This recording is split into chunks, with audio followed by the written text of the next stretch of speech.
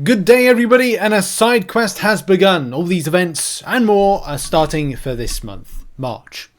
There's a lot of things to be sort of excited about. We're going to go over many of the things at the moment because as much as it's like side quests specifically, there are also some side events going on as well.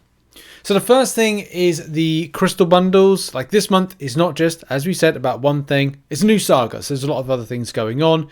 In the crystal store, in the Dark Phoenix section, there's stuff for spenders to go and check out. And Dark Plumes will be something we're going to talk about in another video because it plays into something that you've got to go and work towards. The same thing when it comes to the double track, because there's some other stuff that are going on in there for spenders, which we're going to have to reserve for another video and break it down into sections and have a time codes, because of course the world is full of time codes. There's also a Women of Power event going on at the moment. There's a little bit more to that. There's also collections of promo codes I'm working on at the moment to get to you as well, and of course do a spreadsheet. Not to be left alone, there's more. There's so many things going on at the moment. If it's not the Phoenix Chase, if it's not the Crystal Bundles, Double Track events, and the solo and objectives, because of course we've got the Women of Power rewards. We've got as well other particular special ones going on, like the Heat Signature, and I'm sure we've got some others as well going to be added in as the weeks go on. In the solo events, we've got the Realm events for the voting of the champions, which is going very roguey, if I'm being honest.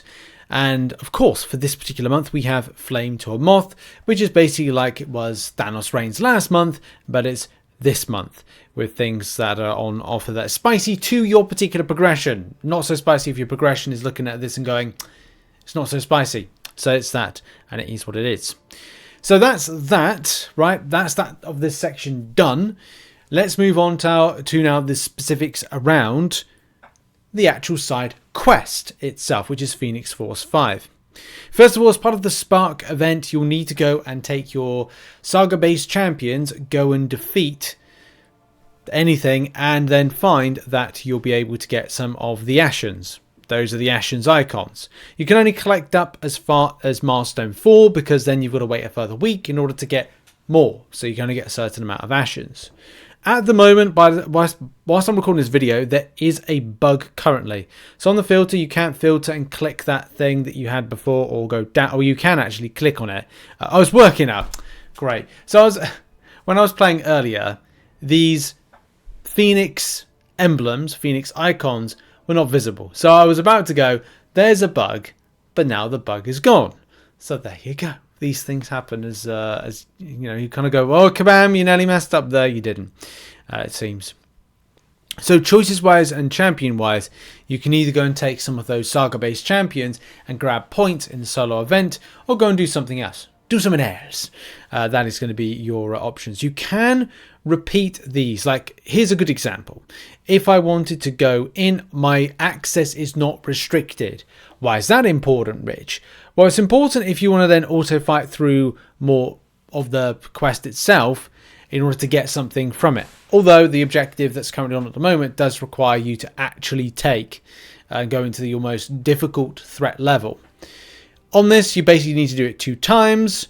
One of those times you do indeed need to use your Ashens to get the Mysterium, which, you know, is going to become important in a moment. And I'm also going to figure out there may be a theory with something which I want to go and check out. Now, of course, at the end of it, you're going to be facing one specific champion. It's either going to be Namor, or it's going to be well, it's going to be Namor, but it's either going to be on the trap side of things and which route you take, and how you plan out stuff like, okay, well, I might want to take down Buffet, so therefore your champion choices are going to be specific to who you take down. But we're going to like figure out some of the best champions to take in the respective weeks, because you might have to repeat this multiple times if you're interested in Mysterium, because some people are and some people are not. So we're going to go in a minute, but I would just recommend to everybody check your Mysterium. Is Mysterium an antiquated, or feels antiquated or boring? Yeah, okay, it does. But you will need it this month. First of all, you will need to grab your Dark Plumes, which is there, as that's for free-to-play players, the way to access it. But you will need to clear your Mysterium, because you don't want to have too much Mysterium. Check your Mysterium before going into any quest, because you don't want to go over 50k. Is it actually important, Mysterium? Well, kind of. It's 7-star shards there for free, just with the Mysterium I had. Topping up on things that are going to be helpful to you, maybe. That's down to a personal feeling around that. Now, first of all, I'm going to claim all my Ashens, which you can see here, the 4. Now, it does seem that I only have to do this 2 times.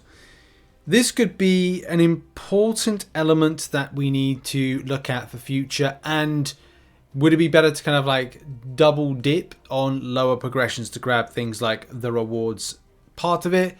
But it looks like, just on the face of it, that it stacks up, so I can enter in 4 times collecting the rewards, which are, and look, they're not particularly spicy rewards 4 times, so therefore going into lower difficulties would be kind of a weird subject depending on the Mysterium. But we need to look at that theory, and maybe that's best set for another video, because this is all about going, let's give it a go. The champions I've chosen are Hulk, Bullseye, and a Mega Sentinel. So let's go in. A Mega Sentinel is going to be used against Namor, and I'm not quite sure if that's a good idea or a bad idea, but well, let's just do it, shall we?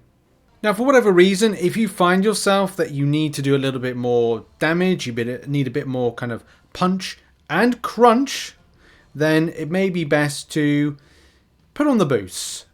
Boosts are always a helpful thing, aren't they? And to be honest, I don't think this is going to be overly difficult and would be like a quick grab and quick go. I guess this is the reason that Kabam haven't like buffed the rewards of things like side quests, because the difficulty level may not be... I mean, look, maybe I'm speaking from like a weird example because I'm using a rank 3 7 stars in this. So is that really kind of giving a broader spectrum of coverage that's fair and acknowledges a lot of other elements? Maybe not. Maybe that's wrong. You can see here, maybe in this particular fight, a champion that shrugs off debuffs may have been a better option here. But hey, if all else fails, just use Hulk and Smash. So I'm using Hulk and Smashing. I'm being very aggressive. Hopefully I don't die here. That would be very, very embarrassing right now. Yeah, don't die, Richard. There we go. Oh, that was very clutch and very cheese. Of course, you don't need to follow what I did. You could zigzag around as much as possible, doing any kind of number of rotations of things. It is up to you how you choose and see fit to take down some of these enemies. You know, you could go up to Nimrod, you could go down to some of the techs, you could do whatever process of rotation you actually like. Now we're at the end boss right now, and the main thing, I'm not really kind of concerned about the boss, but I am concerned about trying to do something with going to those rewards, but also kind of thinking about the repetition of picking up more. And now it's a Mega Sentinel time. I've put on my heal block because I feel that I'm going to need that. Also handy in future rotations or future fights, because I can also put on my, well, I don't need any of the others. It's just that, isn't it? The heal block. Because of Buffet. The champion has Buffet, or maybe it was trying to go for a regen right there. Either way, it blocked it. And the other thing that I've got here is this bleed. There's a bleed on at the moment from... I think it's like right back at you, it might be. But the great thing about a Mega Sentinel is she kind of gains back health. She gets a little bit of regeneration. I think it's like 100, something like 100%, what is it, resistance or something. So that's always really, really handy. Now I've got to watch out because he's going to do Imperious Rex. No, he didn't. He will have Imperious Rex soon. It's just whether or not I can actually rotate in an SP1 that's going to finish him off. Probably not. Damn it. I thought that I might have been closer to do an SP1 to finish him off. But no, it's fine. Just easily done.